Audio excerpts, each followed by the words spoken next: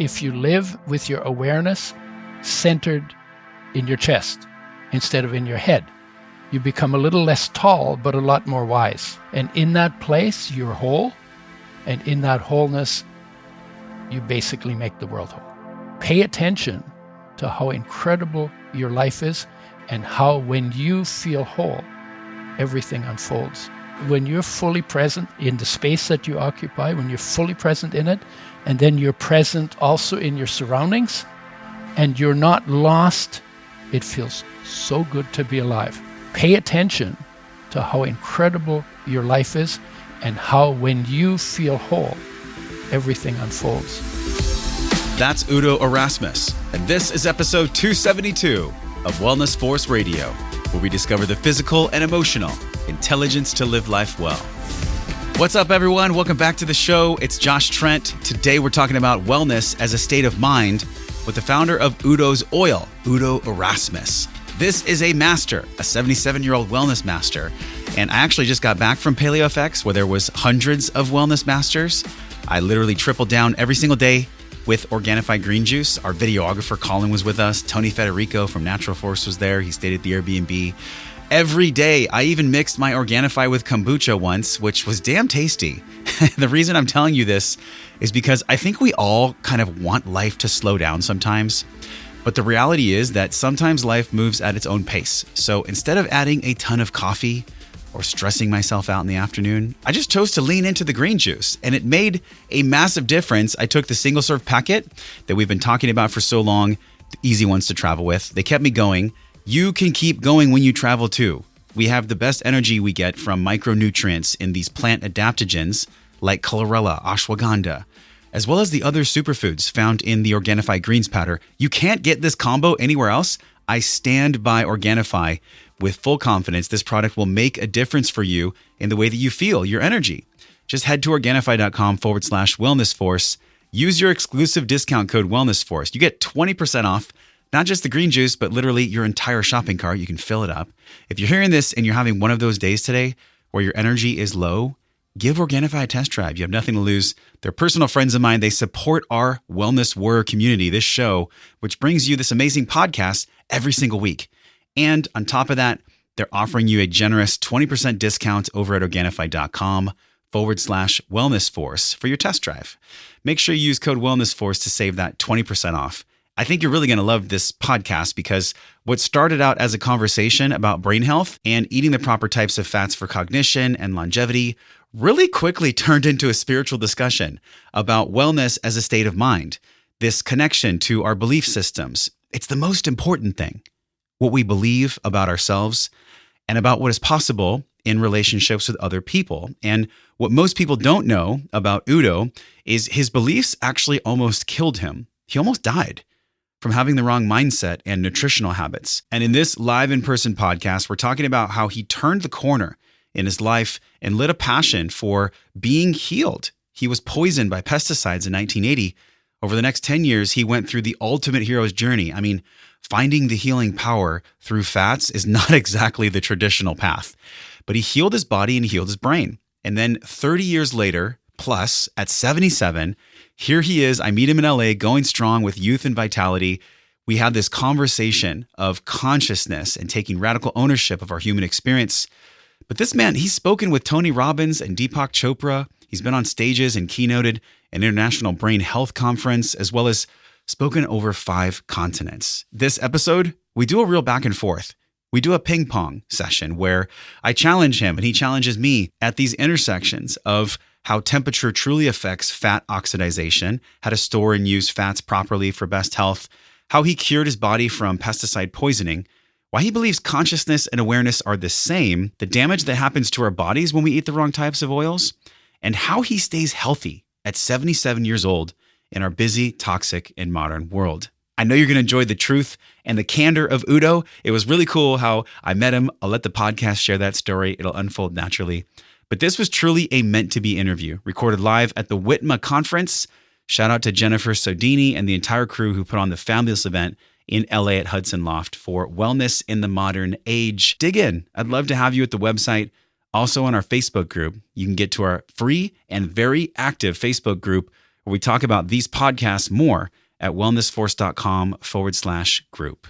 Now take a deep breath, stretch your back, open up your eyes, and settle in for this dynamic conversation with the 77-year-old wellness master delivering wisdom live in person right now on Wellness Force. Hanging out with Udo Erasmus. Woohoo. How long have you been in the wellness game, my friend? I got into wellness in 1980 when I got poisoned by pesticides. No shit. Yeah, but I also was in wellness in a different way. I studied biological sciences. I did 8 years at the University of British Columbia, and I took a year of medicine. I left medicine because I found out, it's called healthcare, but it turns out it's all disease management. Sure, They didn't even sick have care. So I went to the dean and I said, what is health? I came here because I want to know what health is. He says, we don't know, we're working on it. Oh, I was so disappointed. And then we were told that a doctor should always sound as though he knows what's going on, even when he doesn't. Yeah. And on the farm where I grew up, we call that lying. And I didn't want to live my life that way.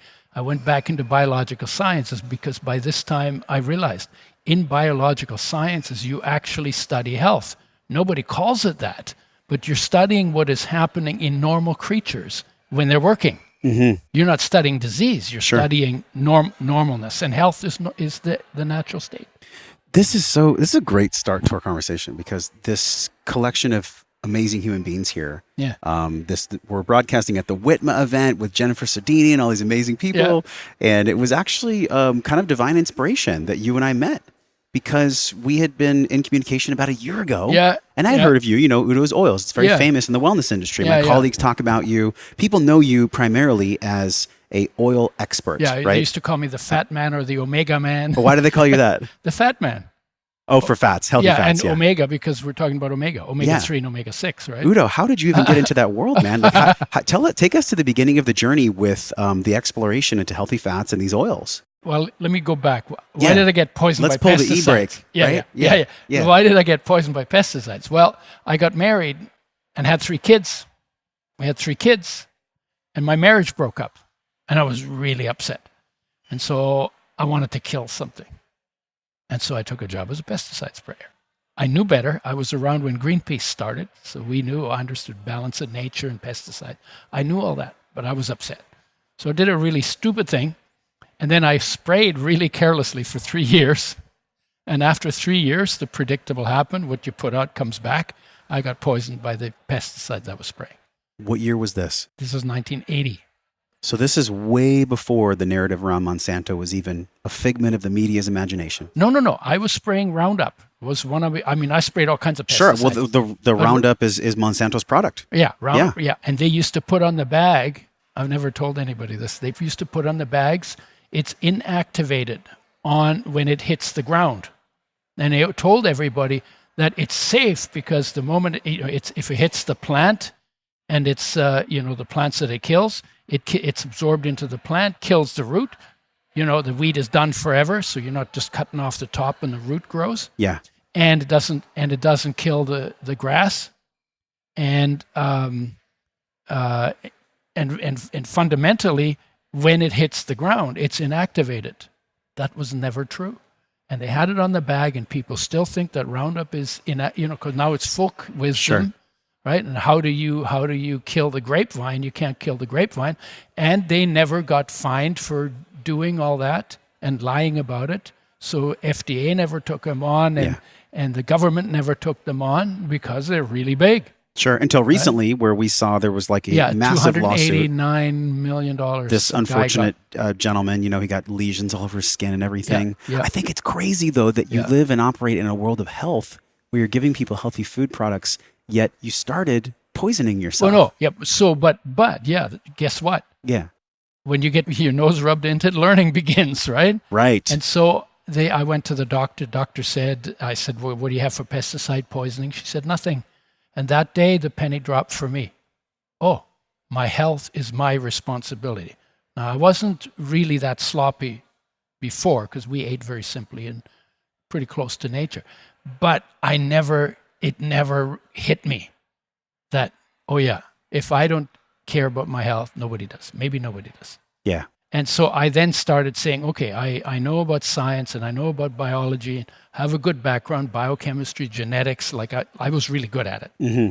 And so I thought, well, I don't know what to do about it, but there must be a way that I can get myself in better shape. And so I went into the journals and looked at all the stuff on health and nutrition, disease and nutrition. They were like 300,000 studies. I didn't read them all, but I read all the important ones. And I found out how much damage is done to oils when they're treated with Drano window washing acid, bleached, and then heated to frying temperature before they go in the bottle.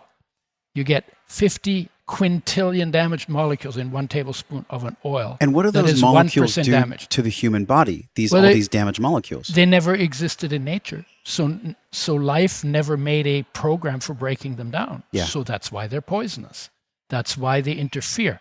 That's why they have side effects. That's why that's why they're a problem. Yeah. Because they never existed in nature. Like, why would life make genetic program to deal with something that doesn't exist? Man, I want to go back because this physician that said, we don't know how to help you. Like, didn't that put the shock of fear in your chest?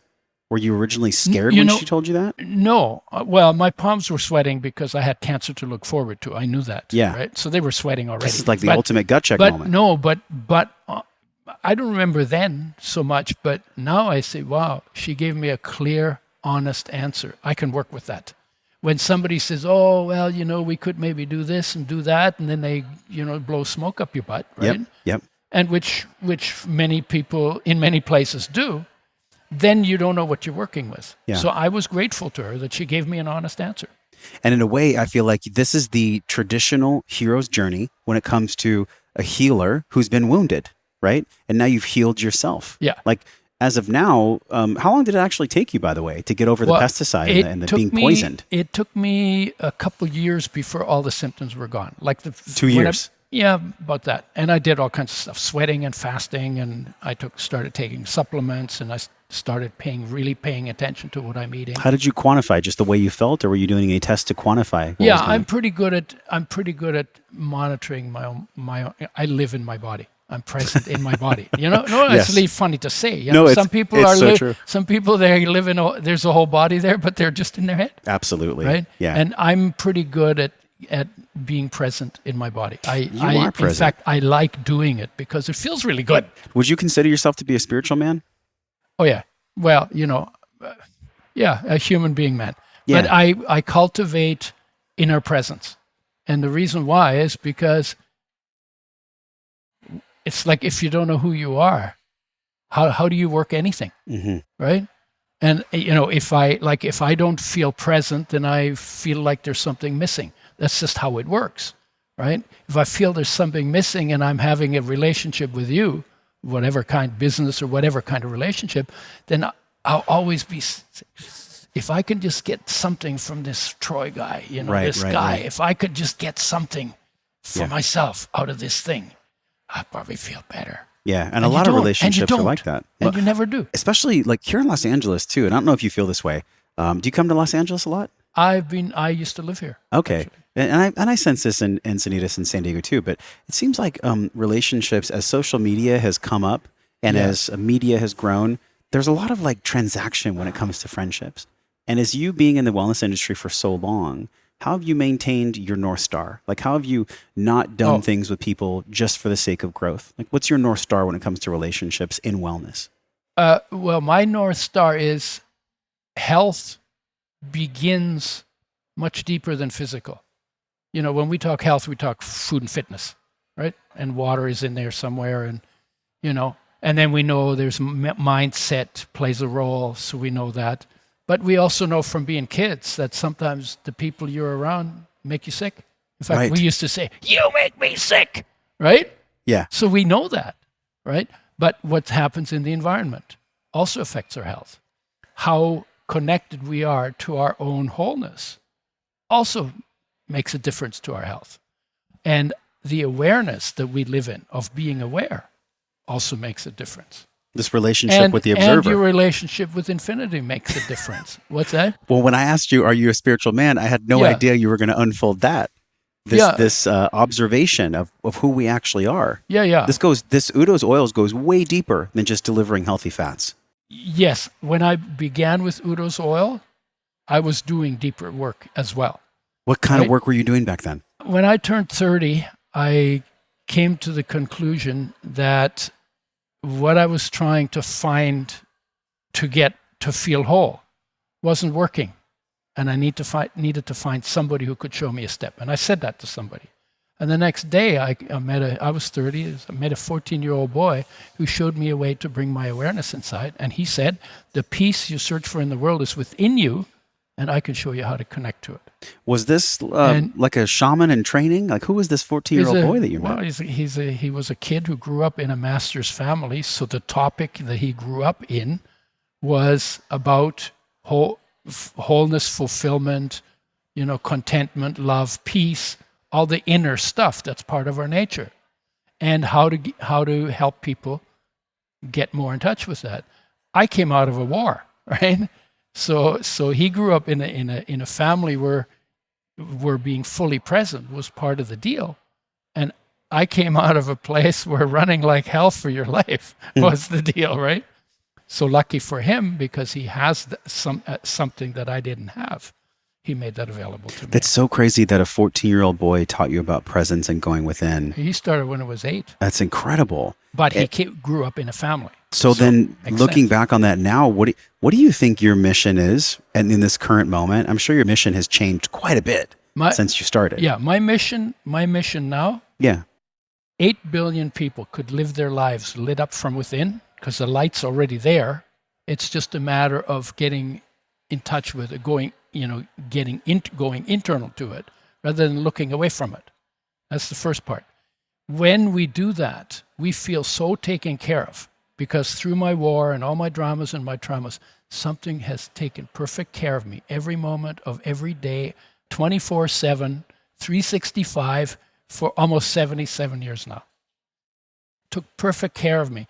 When I'm in touch with that, I feel taken care of. Yeah. And now it doesn't have to be about me anymore, so I'm not going to steal your stuff. I mean, it's right? blowing my mind, the conversation we're having right now. I assumed, I assumed that we were going to have a conversation about health, but the more that I'm talking to you, this is about health. The more that I'm realizing this is about spiritual connection to health. This is all about health. And it's all interwebbed. Yeah. And this is the whole point. Yeah. Like, I'm thinking about how I even found out about you. I think it was colleagues. And then the fun story is that I think we had connected over email. Yeah, I emailed you and said, hey, you want to do a podcast? Yes.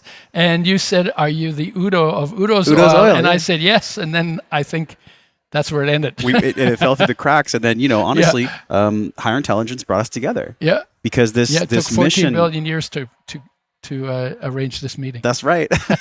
So don't take it lightly. So now we're in this cool space of exploration as to, yes, on the front lines, people might see your products as healthy products. Yeah. But behind those products, the narrative is really about going as deep within as possible. Yeah. Can you compare the two for us? The health within and the spiritual within. And lighting. Let me just finish what I had started. So that when I feel taken care of, I don't steal your stuff. When we feel taken care of, we can live in harmony because we're not stealing each other's stuff. When we live in harmony, it doesn't take very much to make sure that everybody's basic needs are met in a long-term sustainable way. And when people's needs are met, their simple needs are met, and they feel cared for, then we can build the planet in a way that isn't destructive to the environment, to the politics, to the relationships, and to all of that other stuff. How do you see that unfolding? That's the transformation. It's a transformation that requires nothing but a change in the focus of our awareness. Yes. Because we are wired for that harmony. Yeah. We're just never looking at the place where we are because it's more in and we're living more out. I just got a huge hit. Wellness in the modern age. Mm-hmm. This age that we live in. It's the age of technology. It's the age of distraction. Yeah. Everyone's distracted. But you only need one distraction to lose. So it's not, we have more distractions, but you only need one. So it's not different. But we have a world that's wired for a message that could go very fast. When 9/11 happened, that was my wake-up call for taking what I'm talking about more public. Because I realized discontent people will always spread discontent. Yeah. That's just the nature of it, because your state of being is discontent. You're going to see problems, and you're going to create problems in line with your discontent state of being.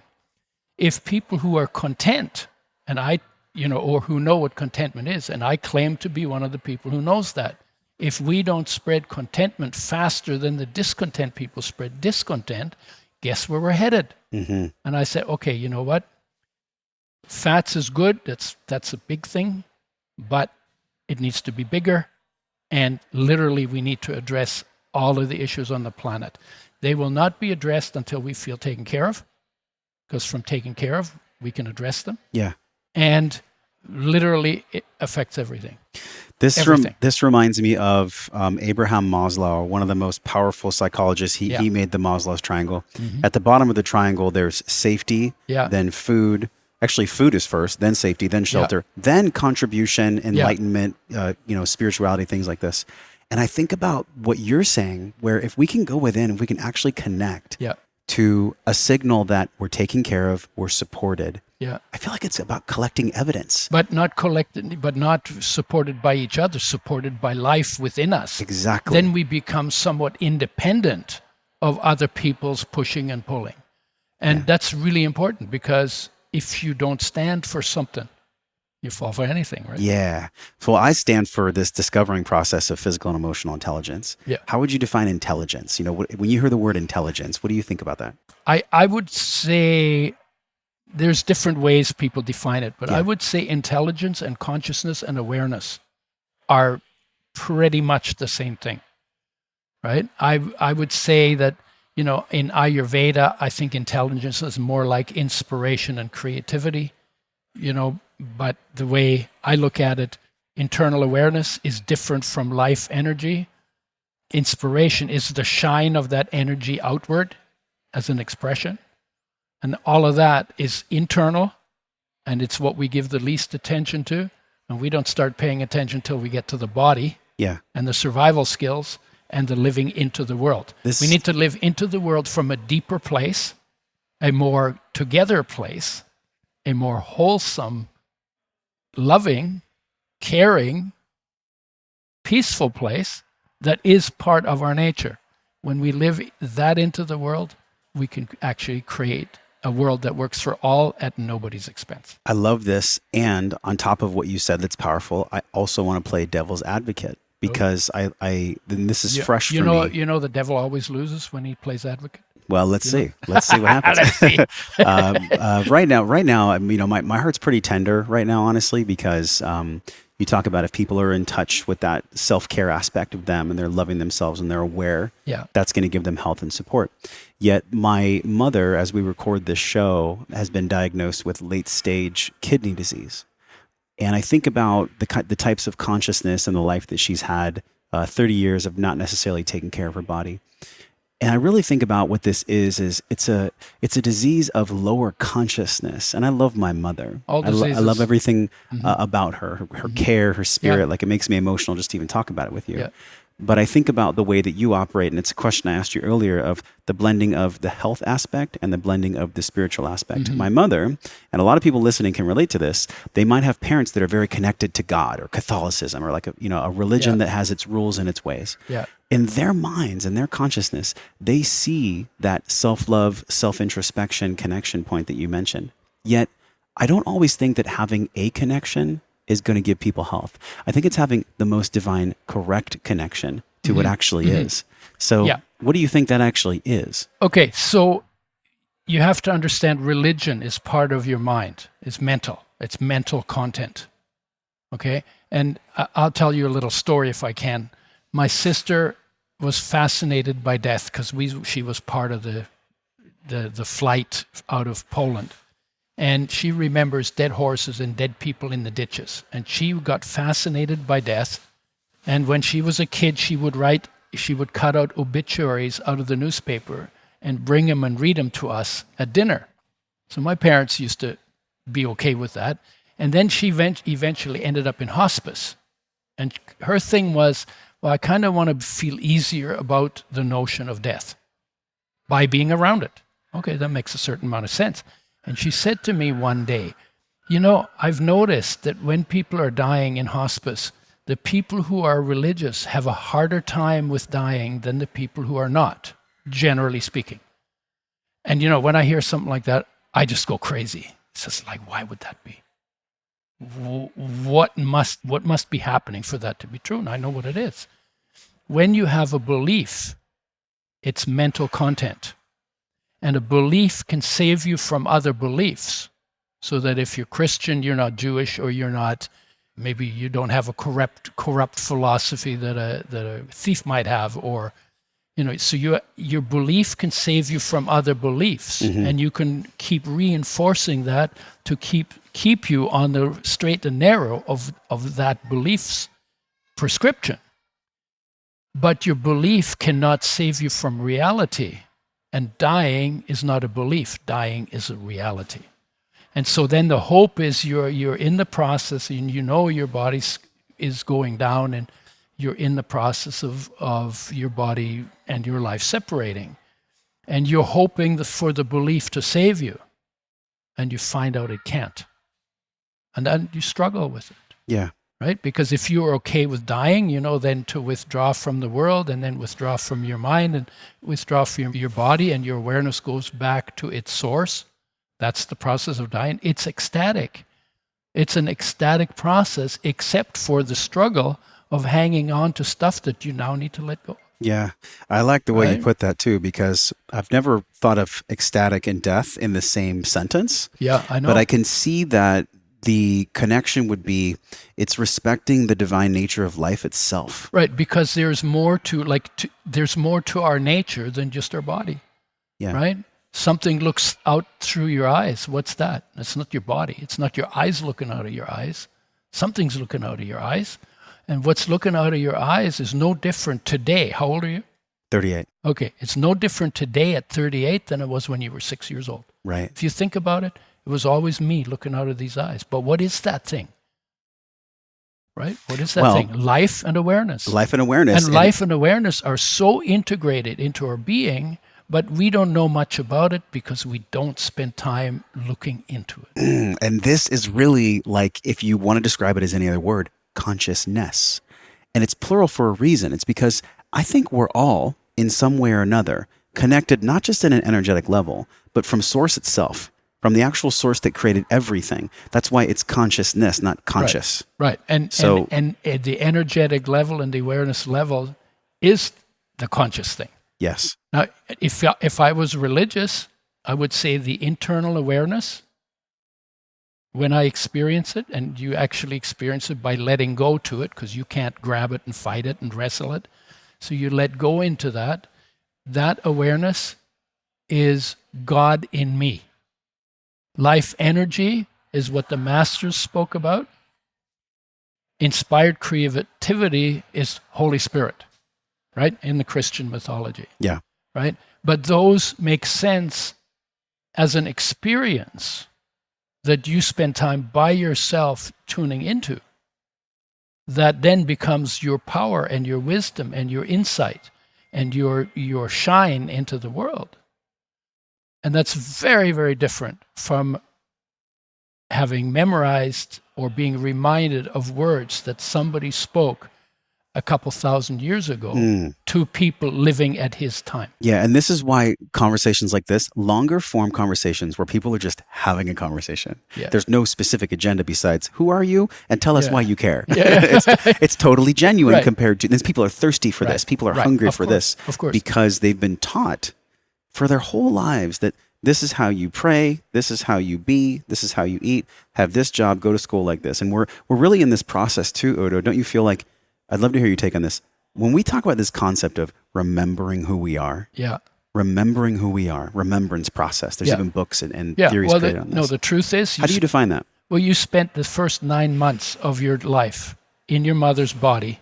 I call it the Buddha tank, right? Because in that place, everything was safe, everything was taken care of, there was no place to go, there was nothing to do. So your awareness was just hanging out in its source, inside, in you, in your life, in life.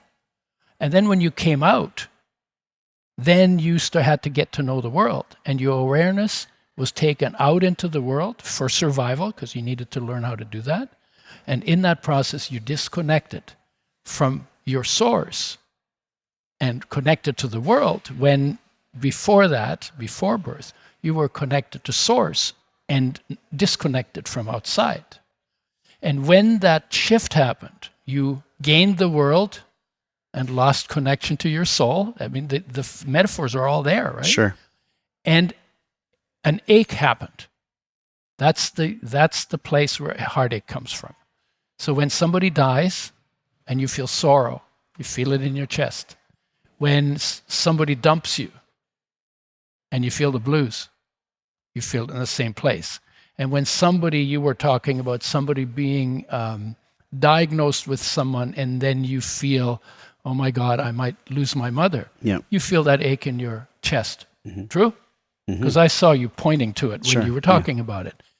That is not about the person on the outside. That is your heart. That is a reminder of your loss of yourself that happened very early in your life, gradually, as you got to know the world. Mm-hmm. And that's the starting point for the journey back. Here's the problem with it. When your heart aches, you really don't like that feeling so much. And so you want to distract yourself Yeah, from exactly. it. Where's And you the wanna, social media? Yeah. Where's But- the TV shows? Right. But the problem is that's your starting point Right. to the place of joy. And the place of joy is like that close to you, right behind it. So when you feel heartache as a starting point, you're almost there. And so I say to people, look, don't fight it. Don't run away from it. Don't try to distract yourself. Don't judge it. Just feel it. Sit with it. Feel it. Acknowledge it. Maybe even embrace it, because it is the greatest gift you've been given other than being alive, because it will not leave you alone until you take your journey home. And it reminds me of this concept. I just got back from Rhythmia 3 weeks ago. It reminds me of this concept that I had heard actually 3 years ago from Gay and Katie Hendricks. Are you familiar with the Hendricks Institute? Yes. And Gay says to me on the podcast, Josh, because I was talking about his spot in the film Finding Joe, which is about the hero's journey, Joseph Campbell. Yeah. And in there, he was talking about how he got his head smacked, and he had this moment where he saw God, and he had a greater understanding of this consciousness you and I are talking about. Yeah. But he said the one thing that he's learned when it comes to anxiety or fear, or that feeling that you talked about where we want to get away from it, but we're so close to the joy. Yeah. He said that if we can train ourselves in that moment to actually love the fear, to love our fear, well, then the path is going to come quickly. So, I mean, look, God's calling right now on your cell phone. Yeah. You know what? God's going to have to wait with it. God's going to have to wait, okay? So the interesting point about this was that this concept of loving fear 3 years ago, I wasn't ready to hear it. Yeah. Because I didn't know what the hell he was talking about. And he said, well, the one thing that you get to do is the same way that when the fear comes up or the pain comes up or the sadness comes up, if you can turn to that and if you can love it in the same way that you love your children or you love your family or you love anyone, that fear and that pain will melt away fast. And it just happened at Rhythmia, and this counselor named Merrill there, he was walking me through it, because I had some very serious things come up at Rhythmia that were fucking terrifying, actually. They scared the shit out of me. But I feel like really this conversation we're having, plant medicine, breath work, all these different things, they're bringing people to that inflection point of, all right, the joy is so close. What can I do instead of retreating from the pain, which is actually going to bring me to the joy? Right. How do we do that? And I'm curious how you weave this conversation into what you do with your health company. Like for me on the outside, when I look at your site or even when I know about your products, this conversation doesn't seem like that's on the front lines. What's on the front lines is the oils and the fats and the health and how that up levels the human from a vibrational aspect. Because we started oils before 9/11. And this started taking front line after 9/11 for me. So, and the partner I have that I've done the oils with, that's not part of his mission. It is part of mine. And so my mission has changed because we need to address a bigger issue than the damage done to oils in nutrition. That's a big issue. It's a big enough issue, right? But we need to address the big issue. What is the big issue? For 300,000 years, human beings in our present state of, development have been living and missing the point, living in survival mode, even though we're way beyond survival now. Everything just about is safe, but we keep manufacturing crises. Mm-hmm. Make it sound like, oh my God, oh my God. And we're not going to survive anyway. Right? Nobody survives. Body goes. So while we're here, knowing that it's temporary, why don't we push to strive? To push to thrive rather than just like escaping the pain, running from the stick. Why aren't we chasing carrots? Mm-hmm. Because we're made to thrive, and something in us is thriving. And why don't we be in touch with that? Well, I think that's what you covered in your panel today, which unfortunately I missed the panel. I didn't get to see your panel. So how do you know I covered it? Well, I'm guessing that from what you're sharing with me now probably has connections to that. What brought you to WITMA, and what did you talk about today? Was it in alignment with what you and I are discussing? We talked about love as the superlative state of being. Hell yes. So my way to address it is, I think peace is the deepest state of being. Out of that comes love, and love is on that level, the superlative state of being. Why? Because love is about giving, and giving doesn't happen until I feel full, right? Or more than full. It's overflowing. And when I feel taken care of, then I don't need to take anymore. Until I feel taken care of, I'm always a taker. Right? Because I'm always thinking, okay, what's in it for me? Mm-hmm. Well, how can I... The transactional relationships. What can I extract for myself out of this? But when I feel taken care of, there's nothing left to do but to help. And then it's not like how much money you're going to pay me or, and all of that is okay too. Sure. But the emphasis now is on the giving. Now, I was aware of that when I started with oils. So I've pretty much lived it. And I think it's why I have a good reputation. Because I don't bullshit people, and if I don't know something, I'm okay with saying that. And if I did do something and it turns out not to be a good idea, I'll change my mind and I'll tell people about it. Because we're all in the process. We're all on the journey. We're always in right? process, man. Everything's a process. Yeah. And so I was personally involved in that. I wasn't publicly, because I was doing my practice for my own benefit, because I found it important in my life, not making the assumption that it's important in anybody else's life. But then when 9/11 happened, I said, you know what? Obviously, I need to be more public about it. Where were you when 9/11 happened? Do you remember? Of course. Everybody remembers where they were when 9/11 I was driving to work. I was an auto mechanic at the time. I was driving to work. So I had my marriage broke up, and my kids and I grew up in separate households. It was the first time I took my kids on, all three of them together on an outing, and we went up the Fraser River to go whitewater rafting. On 9/11. On 9/11. And we woke up in the hotel room, and there was all that stuff. But we had an appointment at 10 with the river. So we had to leave that and go to the river. And when we were on the river, it was like, oh my God, the river is not affected. The slopes along the riverside are not affected. The sky is not affected. The trees are not affected. And it put it in a different perspective for me. And then I came home, and of course I watched the planes hit the towers 200 times.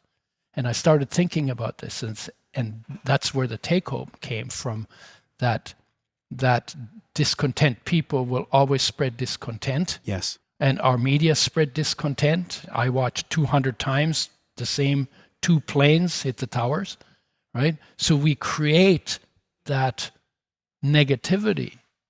We give it so much play. What we need to be doing is we need to be giving the good stuff some play. Yes. And the good stuff we need to discover in ourselves, because there is so much good stuff in us. Give that the play and build a world that literally works for everybody at nobody's expense. And I love this, because we look at transaction and we look at genuine, authentic relationships. The one thing that I felt from you, even hanging out at dinner, We had this conversation. It was about reframing words, get to versus should. Yeah. And you were like, you triggered me on Yeah, that, yeah, because I'm always checking my friends. We had Mary Shores on the show. She wrote a book called Conscious Communication. So ever since I interviewed her, and this is why I love talking to smart people like you, man, because I learned so much. I mean, you've been on the planet. And I totally got you. And so 77 years you've been on this world and you've gone through all this business growth from the point that 9/11 happened up until now, 2019.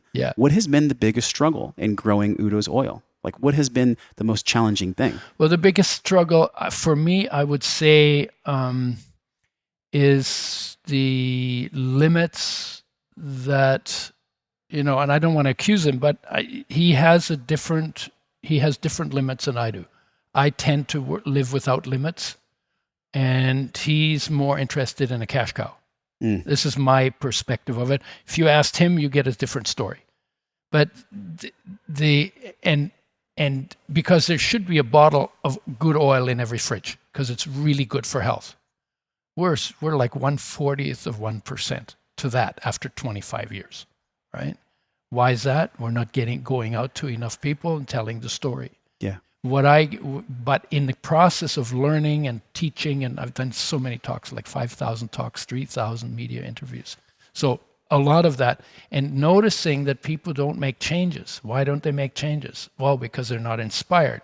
So information is important, but inspiration is just as important. Amen. And out of that came, I need to build the bigger picture, health as a teachable field based on nature and human nature. Bigger field, and then pull all this stuff that I've got, pull that into the bigger picture. And that's basically what I'm doing. Who do you think is going to take the reins when you're not here in physical form anymore?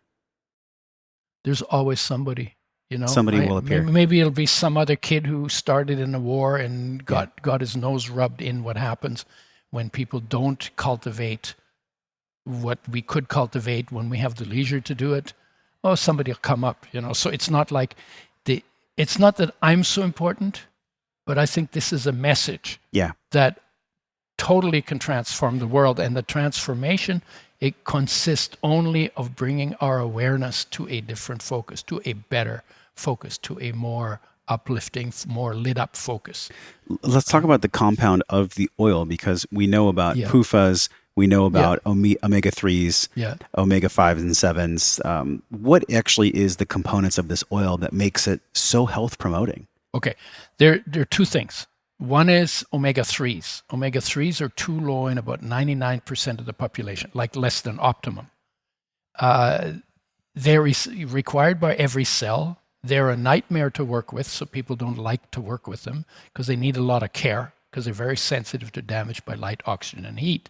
And I decided we should make oils with health in mind, and let's give them the care they need. And I became obsessed with it and totally lit on fire with it. And we were making decisions, and we wouldn't do business with people who didn't treat our oil with the care it needed. So it was like a whole thing that came out of enthusiasm for how many people we could help if we could bring the omega-3s that were just established as essential in 1981, the year after I got poisoned, and made with health in mind to the population. That's what drove it. It was like, oh my God, we could help so many people. So omega-3 and omega-6 are essential, and that means your body can't make it. You got to have them to live and be healthy, so they have to come from outside. If you don't get enough, your health goes down. You get deficiency symptoms that are degenerative in nature. The symptoms get worse with time, and if you don't get enough long enough, you die. Mm-hmm. So this is like really important stuff.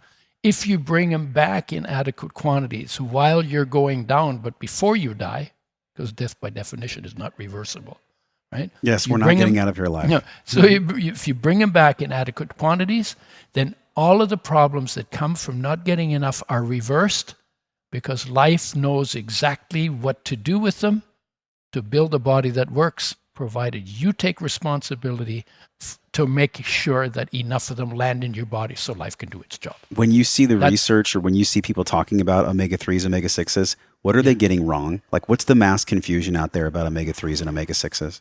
The mass confusion is that we don't think, oils are the most sensitive of all of our nutrients. So they should get the most care. protect from light, oxygen, and heat. We give them the least care. There's nothing else we throw in a frying pan and turn into smoke and think that's okay, right? So when we burn the oils, they burn us. When we fry the oils, they fry our health. When we fry our foods, the fried fries our health. They're like vindictive.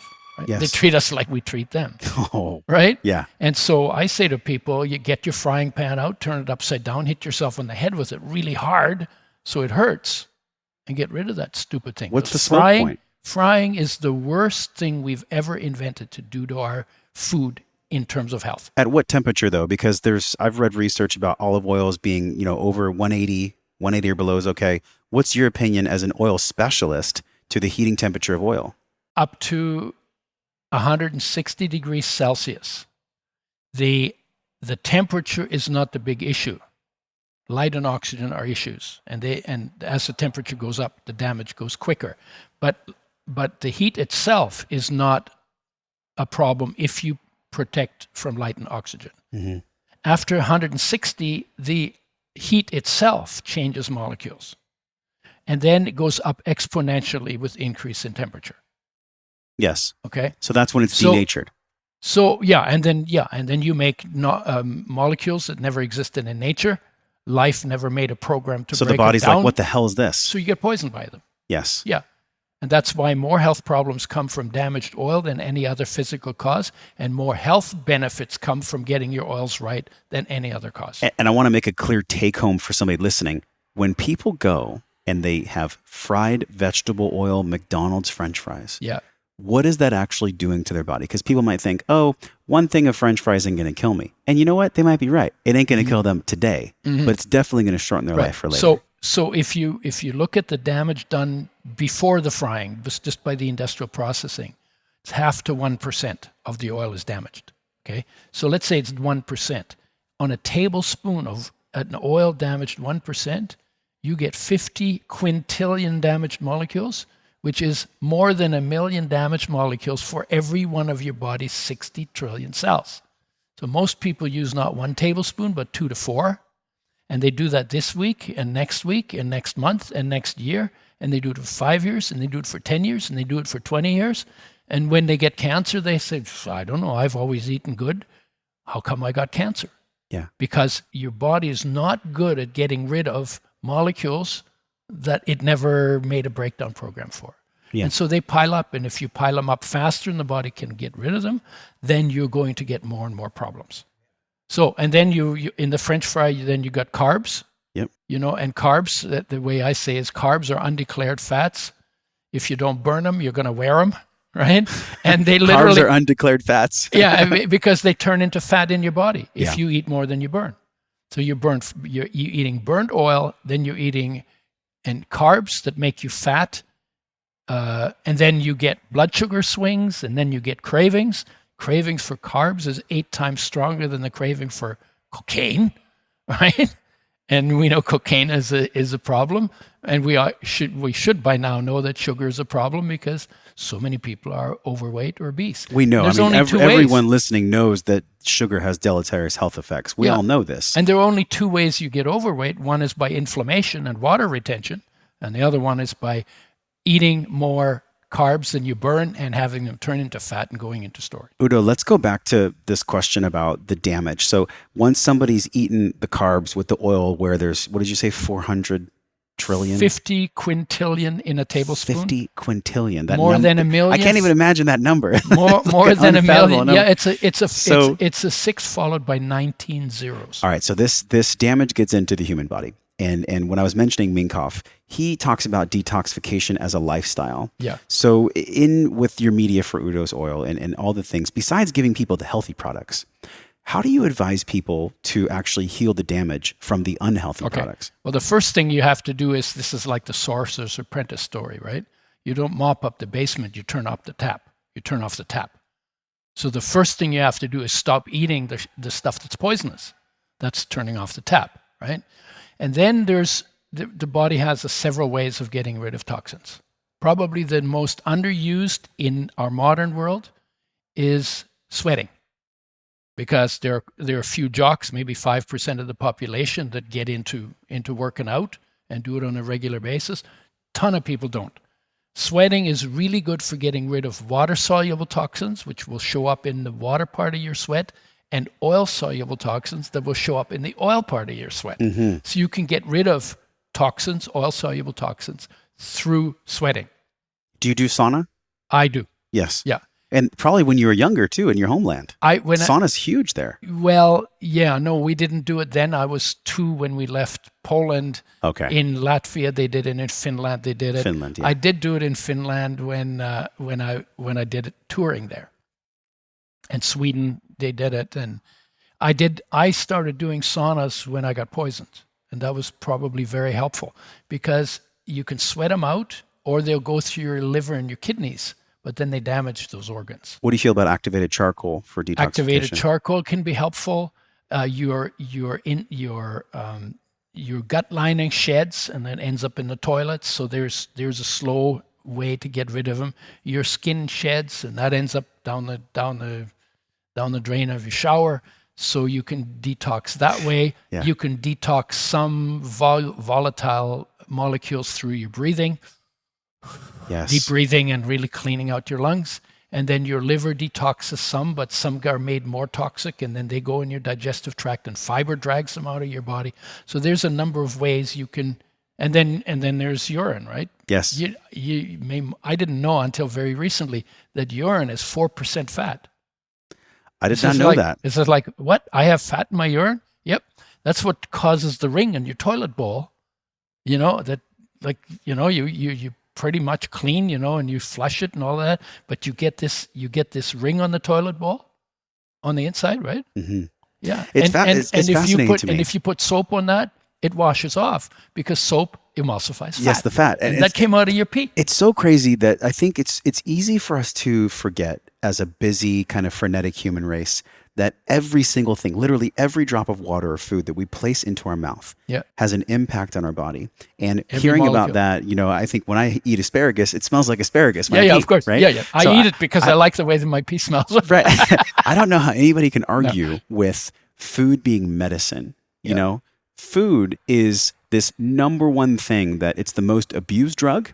It's also the most powerful medicine. Yeah. So we live in this duality of food and medicine. Well, how can food not be medicine? Look, your entire body is made out of light, oxygen, water, and nutrients. Mm-hmm. Nothing else for like 300,000 years or however long we've been around. And if you look all the way back in life, 4.5 billion years, every creature's been made out of those 4 things. Mm-hmm. And nothing else was needed. No one has ever had a drug deficiency. Drugs are not part of making bodies that work, according to nature, right? So we throw drugs at it to suppress symptoms, but we're not fixing the cause. Fixing the cause is always living out of line with nature, one part of nature or another.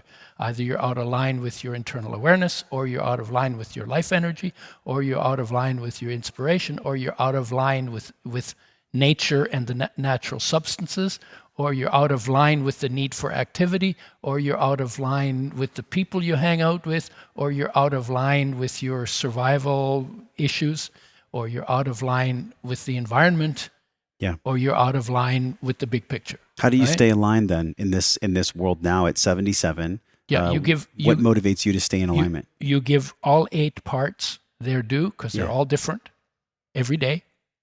And how do I do it? Why do I do it? The drive is it feels so damn good. Yeah, hell yeah. Honestly, when you're fully present in the space that you occupy, when you're fully present in it, and then you're present also in your surroundings, and you're not lost in your thoughts in your head, it feels so good to be alive. I am so happy and surprised at the turn our conversation took. As I said in the beginning, I had known you from colleagues with your healthy oils and your products. Yeah. But what is coming next for Udos? Because quite frankly, man, I think you get to be on a stage talking about spirituality and health at the same time. Because we took some fun turns in this talk today, right? All about human and it's nature. all interconnected. I mean, the same way that you so gracefully, by the way, and I want to thank you for this, reminding me about that space between the pain and the joy when I think about my mother and I think about what I'm going through in this weekend. Yes.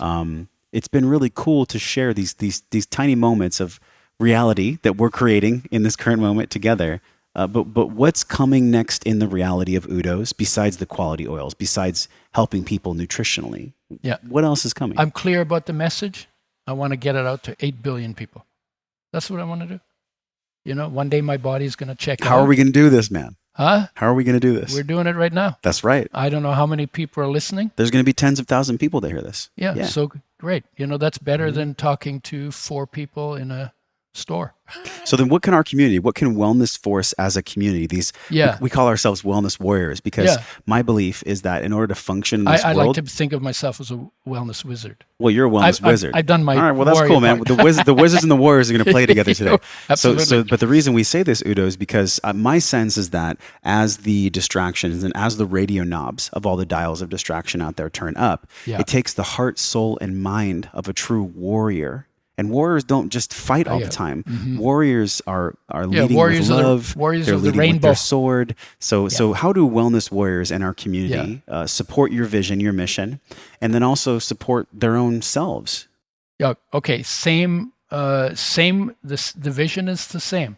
Living from the heart. You know, if you live with your awareness centered in your chest instead of in your head, you become a little less tall, but a lot more wise. That's a much better way to live. And in that place, you're whole. And in that wholeness, you basically make the world whole. That's just how it is, right? If you're angry, you know, you see enemies. If your state of being is fear, then you see danger. If your state of being is whole, then you see wholeness is everywhere. And when people don't feel whole, you know what the issue is. It's not that you're not whole. You are whole. You've always been whole. You were born whole. Everything was there from the beginning. And your awareness just wandered off. Bring it home. Bring it home. It's not a big deal. Takes a little practice because you get good at what you practice. Yeah. Bring it home. Bring it home. Bring it home. Bring it if home, you the forget, awareness. bring it home. Remember and pay attention to how incredible your life is. And how, when you feel whole, everything unfolds with ease. I've really enjoyed connecting with you. I feel like you have this sense of being an elder. In the Native American tribes, Pretty much. There are men and women that have taught for decades, and they teach the people of the tribe that are coming up. And in the wellness industry, I can definitely get this sense from you that you are an elder of sorts. My question to you as we wrap, man, is around this intersection of the physical and the emotional. It's where we all find wellness. And so we're always discovering this process of wellness. How would you define this? Like if you had to put a definition on wellness in your life, how would you define wellness? Being aligned, living aligned with all 8 parts of nature and your nature. I actually wrote a book about it. It's called The Book on Total Sexy Health. The 8 key parts designed by nature. And my website, udoerasmus.com/products, you'll find the book there. Why'd you put in the sexy in the title? Oh, very clear. You know, first somebody suggested to me, and I said, "Oh no, I can't. Right? What do I you mean can't talk sexy? about sexy health. I don't know anything about sexy." You know, because I kind of like not in that headspace, right? And then I started thinking about it. I said, "No shit, I know a lot about sexy. We all do." Yeah. And sexy is not about having sex. It's about being full on. It's about being present. It's about being noticeable. It's about being alive. Sex magic. Right? Yeah. So, sexy is a power word. Everything gets sold by sexy. Yeah. Lipstick and clothing and cars and everything, right? Power word. Isn't it about time somebody used the word sexy to sell people on their own magnificence? And I get to do that. And the idea is that when you're in line with all 8 parts of your nature and your nature, then you're going to be your full sexy self because nature is sexy and we are sexy by nature, right? So when you're fully present in all of it, that's where your sexy comes from. Mm-hmm. And you don't have to, prime it and primp it and, it just shows up. People say, wow. Yes. Right? Okay, when you get out of line with one or more of those 8 parts, you lose the part that it confers to sexy.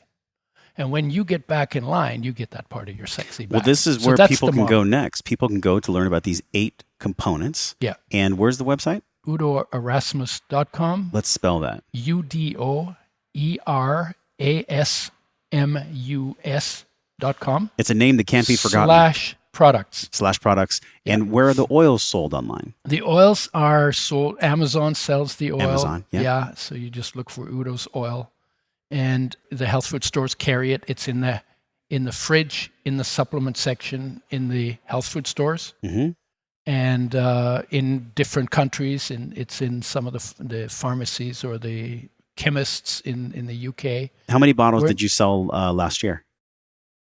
I don't count it by year. I just say, you know what? Yeah. I don't know how many. We've sold 25 million in 20 years. I don't Wow. know. I don't know what the number is. Yes. But it's massive. And it's it's really small. It's 1/40th of 1%. We should be in 100%. We should at least we should at least get to 5%. Hey, listen, you've dropped wisdom, and now I'm going to be the 14-year-old. We get to have these people eating healthy oils. All right. So forget about should. Like, we are doing this together. Oh, yeah. Did I say should again? Yeah, but it's it's a fun relationship that we have. Like, you're an elder, and I get to talk to you because we're in the same tribe. You get to bust me on the shoulds. We're in the same tribe. Thank you for being on the show, right. man. Thank you for what you do, your contribution to the wellness industry. I really respect the work that you do. And it was divine inspiration that we came together today, man. Yes. So I really enjoyed this conversation with you. And we're going to be talking about this more in the Wellness Force group, wellnessforce.com. Learn more about Udo. Give these oils a test drive. If you've been looking for oils that are actually health promoting, things that have bioavailable nutrients you can absorb, go to wellnessforce.com. Check out Udo's oils. Udo, thanks for being on the show, man. And don't fry with the oils. And don't fry with the oils. Put them in the food after it comes off the heat. All right, you guys, we will be talking to you very soon. And until we do, I'm wishing you love and wellness. Hey, my friend, thank you for hanging out and growing with me today. Everything you learn on this podcast starts with your morning practices. So from over 200 world-class guests and counting, we've distilled the gems, the best of the best science-backed practices down into a 21-minute morning system guaranteed to increase the positive flow in your day. Get this free and powerful 21-minute life-changing system over at wellnessforce.com/M21. If you enjoyed this episode, tap your phone, share it with someone you care about, because that is how we all get better together. Supporting the show is easy. Leave us a 5-star review right now from your phone. It helps us reach other smart and conscious people like you. Either tap your phone and hit the link in purple that says review this podcast, or go to wellnessforce.com/review. And this show doesn't stop here. We're continuing the discovering process in our private Facebook group. You can be a part of it. All you have to do is go to wellnessforce.com/group, and I'll welcome you at the door.